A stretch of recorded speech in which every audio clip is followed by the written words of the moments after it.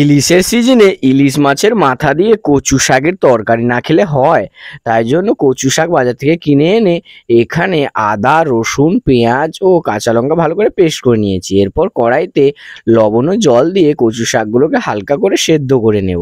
সেদ্ধ হয়ে গেলে এটাকে পুরো জল ঝরিয়ে সাইডে রেখে দেব। তারপর কড়াইতে তেল দিয়ে এখানে দিয়ে দিয়েছি 5 ফোড়ন, কাঁচা লঙ্কা চেরা, তারপর তেজপাতা দিয়ে পেঁয়াজ কুচি দিয়ে ভালো করে মশলাটার সঙ্গে কষিয়ে নিয়ে পেস্ট করা আদা রসুন দিয়ে পরিমাণ মতো লবণ ও অল্প চিনি দিয়ে ভালো করে মশলাটাকে কষিয়ে নিতে হবে।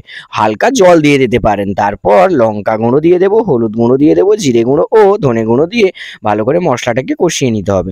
তারপর মশলাটা থেকে তেল ছেড়ে এলে ইলিশ মাছের মাথাটা দিয়ে ভালো করে ঠুকে মুখে মাথাগুলোকে ভেঙে নিয়ে কষিয়ে নেব মশলাটাকে।